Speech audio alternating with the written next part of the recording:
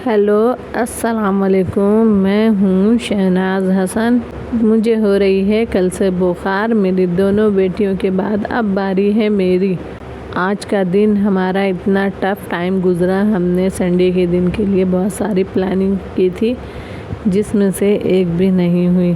हमने प्लानिंग की थी आज हम जाएंगे CBO, और हमसे ये बहुत बड़ी गलती हो गई। हमने बच्चों के सामने CBO का कल कह दिया था।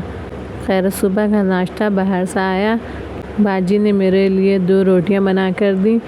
हसन ने ऊपर पानी चढ़ाया। बहुत ही मुश्किलों से मैंने खाना रेडी किया, जो कि मुझे खुद समझ में नहीं आ रहा कि खाने में मैंने बनाया क्या है। हाँ, पुलाव तो समझ में आ रही है, कौरमे बना है, ये कढ़ाई बनी है, वाइट चिकन, ये मुझे समझ में बिल्कुल भी नहीं आ रहा। खाने से फारिग होने के बाद हम पहुँचे अपने जा रहे हैं प्लाट पर। ये था कामरान स्कूल। कामरान स्कूल के बिल्कुल सामने ही है नजमी स्कूल। नजमी के स्कूल के सामने ही है मेरा प्लाट।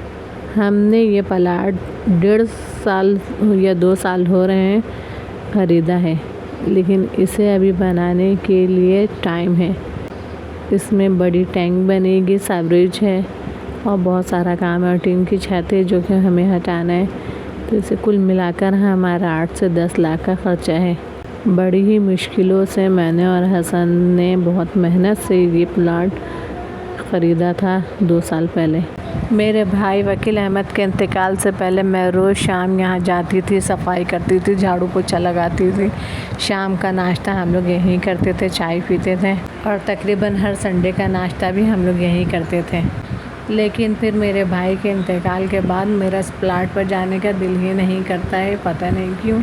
जब से मेरे भाई की इंतकाल हुई है, मैं शायद तीसरी बार गई हूँ अपने प्लाट पर। प्लाट पर ना जाने की वजह से बहुत ज़्यादा कचरा जमा हो गया था। मेरे प्लाट पर 2 कमरे, किचन, वॉशरूम बने हुए, लेकिन बड़ी टैंक, एवरेज और बहुत सा काम, प्लास्टर, दीवारें बाकी है, जिसकी वजह से हम फ्लैट पर रहते हैं। बच्चों को CBO का बताना बहुत महंगा पड़ गया। वहाँ से वापसी पर मेरे अपने रो रो कर बुरा हाल कर लिया, हमें तो पार्क जाना है। हिम्मत मेरी बिल्कुल भी नहीं हो रही थी, फिर भी ज़बरदस्ती 5 नंबर के पार्क जाना पड़ा।